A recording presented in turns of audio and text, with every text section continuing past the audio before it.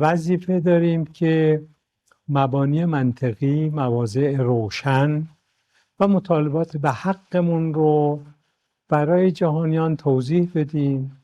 در این ارتباط دوستانمون و به ویژه همسایگانمون اولویت دارن. انتخاب دو مقصد اسلام آباد و مسقط به عنوان دو کشوری که در مرحله قبلی، دو مرحله قبلی و این مرحله در واقع واسطه بودند برای گفتگوها و مذاکرات بین ایران و امریکا. منطق خاص خودشو داره. ما میبایست با توجه به تحولات پیشاروی توضیحات خودمون رو به کسانی که این وسط ایستادن و مذاکره رو تنظیم میکنن توضیح بدیم.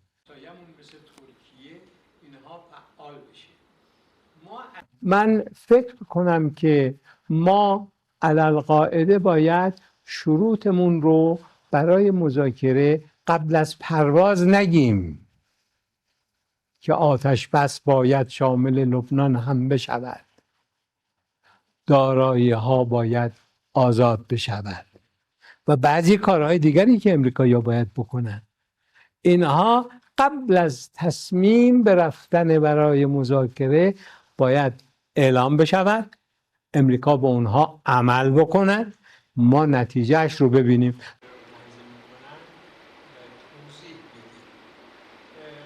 مهمترین چالش پیشاروی مذاکرات آقای ترامپه.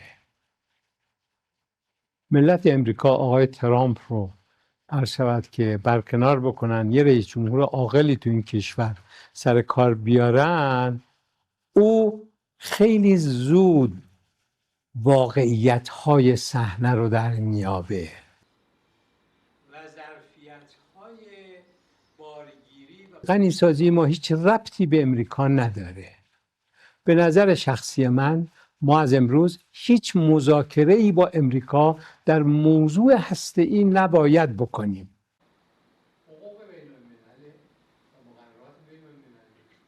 اگر به شرایط ما عمل کنند اون وقت ما اعتماد میکنیم و مذاکرات بعدی رو باشون شروع میکنیم.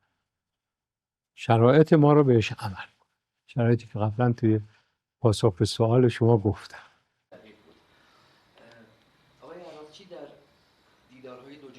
ما خیلی نیاز نمیدیدیم یک پارچگی مردممون رو، وحدت مردم و مسئولینمون رو، وفاق بین مسئولینمون رو ازش کلیپ تهیه کنیم به دنیا نشون بدیم. حرفای ترامپ موجب شد که ما این کار رو انجام بدیم و یک نمایشی از وحدت، یک نمایشی از انسجام، یک نمایشی از یک پارچگی در ایران برای جهانیان به نمایش گذاشته شد که ما لازم نیست در موردش بگیم.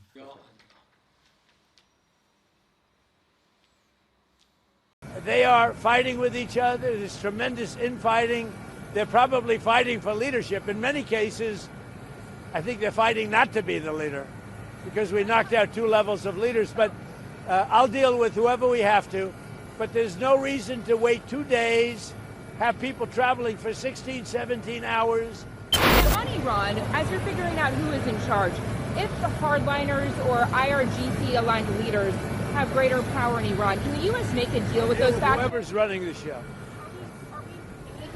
Deal with whoever runs the show. They don't know. They are fighting with each other. There's tremendous infighting.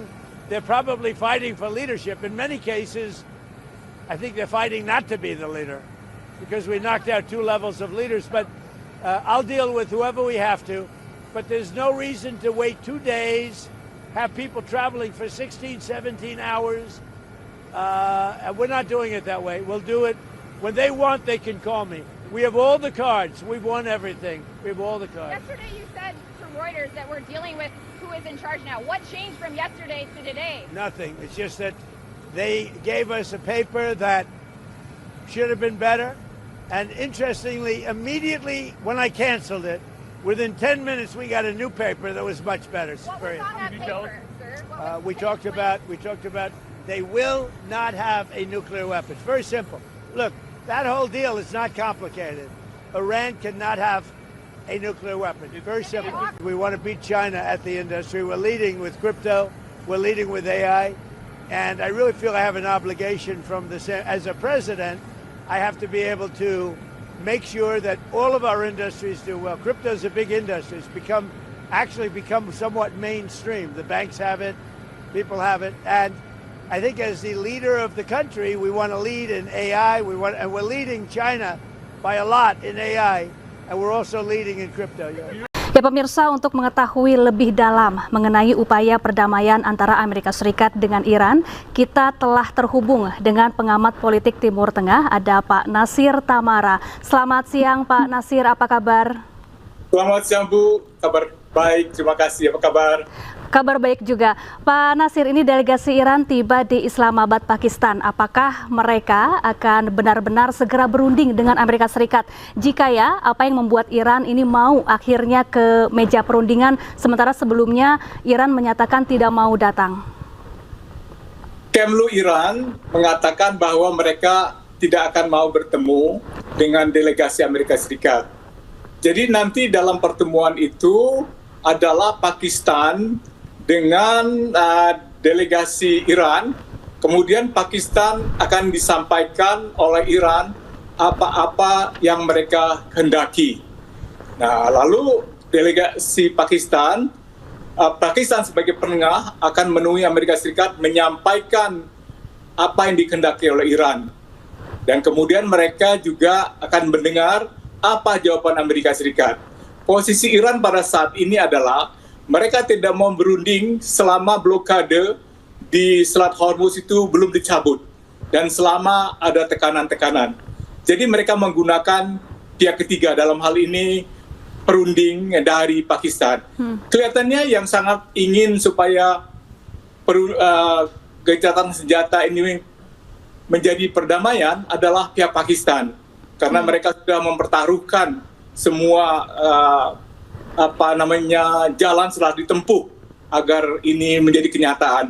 Namun Iran merasa bahwa mereka tidak bisa percaya pada Amerika Serikat, karena kalau Jenderal Amir yang dari dari Pakistan yang jadi perunding mengatakan bahwa semua oke, tidak akan lagi ada gempuran dari Amerika Serikat.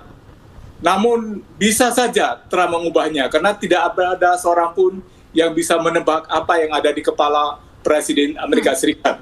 Ini risiko yang diambil oleh Pakistan. Seandainya Iran diserang oleh Amerika Serikat pada waktu perundingan sedang berlangsung, Pakistan pasti akan kehilangan mukanya dan kehilangan kredibilitasnya. Dan ini bisa saja terjadi. Karena itu kedatangan Menteri Luar Negeri Abbas ke Pakistan itu disebut dengan perjalanan ketiga negara, perjalanan ke Muscat, Oman, Turki, dan Rusia, dan Pakistan juga.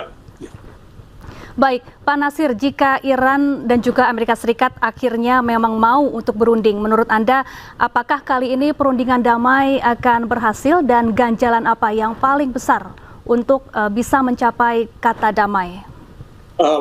Ya, Iran itu akan senang kalau Hormuz tetap berada di tangan Iran, tidak ada yang menyentuhnya.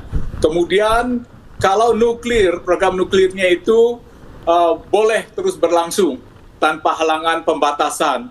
Berikutnya, kalau ada pampasan perang, seluruh biaya yang telah dikeluarkan akan dikeluarkan untuk memperbaiki Iran yang rusak berat, itu harus ditanggung oleh penyerang. Berikutnya, Iran juga ingin supaya senjata misil dan semua senjata drone mereka tidak diutik-utik.